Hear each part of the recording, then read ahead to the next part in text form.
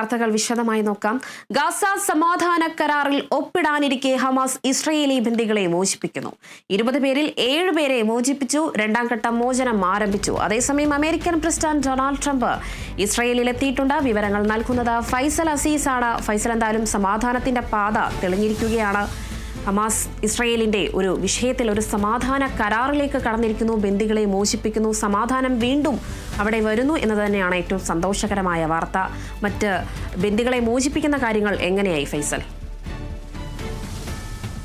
രേണുക സൂചിപ്പിച്ചതുപോലെ ഗാസയിൽ സമാധാനം പുനഃസ്ഥാപിക്കപ്പെട്ടിരിക്കുന്നു. ഗാസയിൽ അതായത് ബന്ദികളാക്കപ്പെട്ട 20 പേരെയും മോചിപ്പിച്ചിരിക്കുകയാണ് ഇപ്പോൾ നിലവിൽ. അതായത് 2 വർഷം നീണ്ട യുദ്ധത്തിനൊടുവിലാണ് ഗാസയിൽ സമാധാനം പുനഃസ്ഥാപിക്കപ്പെട്ടിരിക്കുന്നത്. 20-ലധികം ബന്ദികളെയാണ് 48 പേരെയാണ് ഹമാസ്, അതായത് ഫലസ്തീനിലെ തീവ്രവാദ സംഘടനയായ ഹമാസ് 48 പേരെയാണ് ബന്ദികളാക്കിയിരുന്നത്. അതിൽ 28 പേരെയാണ് മോചിപ്പിച്ചത്. അതിൽ 28 പേർ കൊല്ലപ്പെട്ടു കഴിഞ്ഞു. അതിൽ 20 പേരെയാണ് ഇപ്പോൾ മോചിപ്പിച്ചിരിക്കുന്നത്. 20 പേരെയും ഇപ്പോൾ ഇസ്രായേലിന് കൈമാറിയിട്ടുണ്ട്. 2 ഘട്ടങ്ങളിലായാണ് ഈ ബന്ദിമോചനം നടത്തിയത്. ആദ്യം വടക്കൻ ഗാസയിലും പിന്നീട് തെക്കൻ ഗാസയിലുമാണ് മോചിപ്പിച്ചത്. രാവിലെ തന്നെ 7 ബന്ദികളെ മോചിപ്പിച്ചു. പിന്നീട് ഉച്ചയ്ക്ക് ശേഷമാണ് തെക്കൻ ഗാസയിൽ ബാക്കി 13 ബന്ദികളെ മോചിപ്പിച്ചിരുന്നത്. ജീവിച്ചിരുന്നു എന്ന് കരുതുന്ന 20 ബന്ദികളെയാണ് മോചിപ്പിച്ചത്. അതേസമയം 28 പേർ, അതായത് 48 പേരിൽ നിന്നും 20 പേരെയാണ് മോചിപ്പിച്ചു. ബാക്കി 28 പേർ കൊല്ലപ്പെട്ടിട്ടുണ്ട്. ആ 28 പേരെ കുറിച്ചുള്ള അവരുടെ മൃതദേഹം എപ്പോൾ വിട്ടു നൽകുമെന്നുള്ള കാര്യത്തിൽ വ്യക്തത വരുത്തിയിട്ടില്ല ഹമാസ്. ഏതായാലും ജീവിച്ചിരിക്കുന്ന ബന്ദികളെ മുഴുവനായി മോചിപ്പിച്ചിട്ടുണ്ട് എന്നത് തന്നെയാണ് ഏറ്റവും പ്രധാനപ്പെട്ട കാര്യം.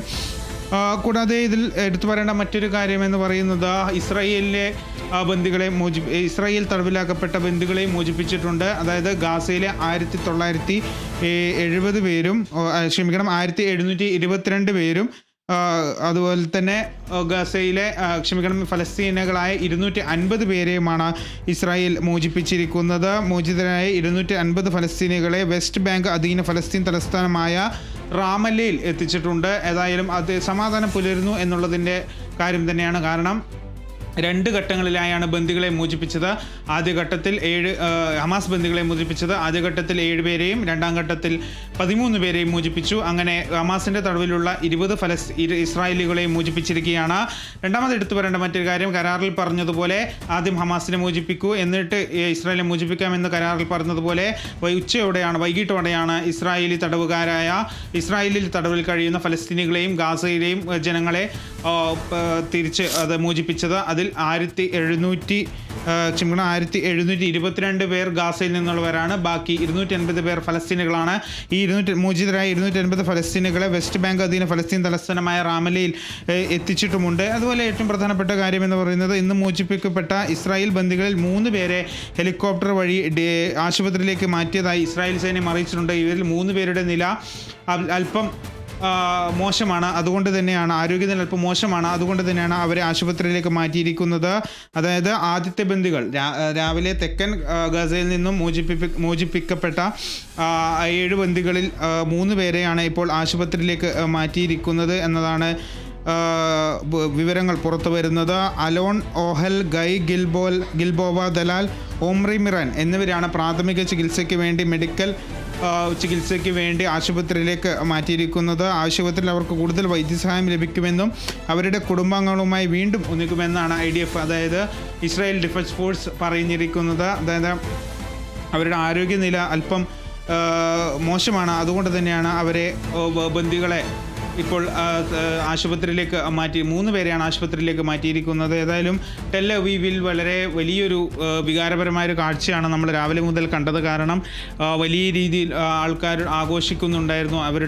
അവരുടെ ഉറ്റവരെയും 2 വർഷമായി കാണാത്ത അവരുടെ ഉടയവരെയും ഒക്കെ കാണാൻ കഴിഞ്ഞതിലുള്ള സന്തോഷം അവർ പ്രകടിപ്പിക്കുന്നുണ്ടായിരുന്നു. ടെൽ അവീവിലെ ബന്ദി സ്ക്വയറിൽ വലിയൊരു സ്ക്രീനിൽ അവരുടെ മോചനം അവർ തത്സമയം കണ്ടു.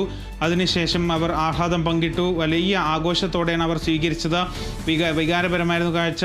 കണ്ട ഉടൻ തന്നെ അവർ പരസ്പരം വാരിപ്പുണർന്നുമാണ് അവരുടെ ദുഃഖങ്ങളും ഇഷ്ടങ്ങളും ഒക്കെ പങ്കുവെച്ചിട്ടുണ്ടായിരുന്നത്.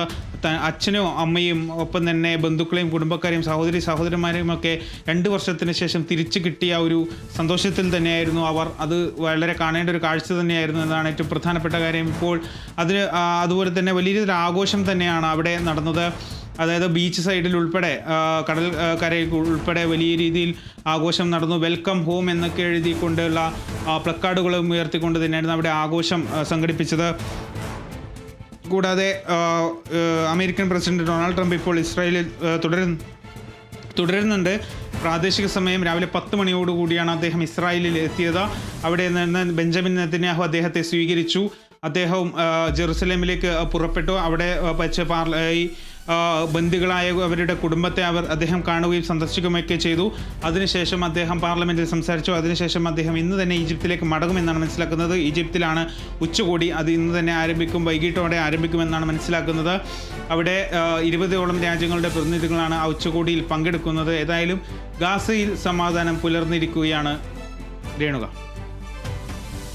അത് തന്നെയാണ് ഫൈസൽ. എന്തായാലും ഒരു നീണ്ട വർഷങ്ങൾക്ക് ശേഷം ഇപ്പോൾ ഗാസയിൽ ഇസ്രായേൽ വിഷയങ്ങൾ അവസാനിക്കുന്നു എന്ന് പറയാം. അല്ലെങ്കിൽ ഗാസ സമാധാന കരാറിൽ ഒപ്പിടാതിരിക്കാൻ ഹമാസ് ഇസ്രായേലി ബന്ദികളെ മോചിപ്പിക്കുന്നു. ഏതായാലും 20 പേരിൽ 7 പേരെ മോചിപ്പിച്ചിട്ടുണ്ട്. അതോടൊപ്പം തന്നെ മറ്റു മോചനങ്ങളും നടക്കുന്നുണ്ട്. ജീവനോടിരിക്കുന്ന എല്ലാവരെയും എന്തായാലും മോചിപ്പിക്കും എന്ന് തന്നെയാണ് മനസ്സിലാക്കാൻ കഴിയുന്നത്. 2ാം ഘട്ട മോചനവും ആരംഭിച്ചിട്ടുണ്ട്. ഇതിനെല്ലാം നേതൃത്വം നൽകുന്നത് അമേരിക്കൻ പ്രസിഡന്റ് ഡൊണാൾഡ് ട്രംപ് ആണ്. അദ്ദേഹം ഇപ്പോൾ ഇസ്രായേലിലെത്തിയിട്ടുണ്ട്.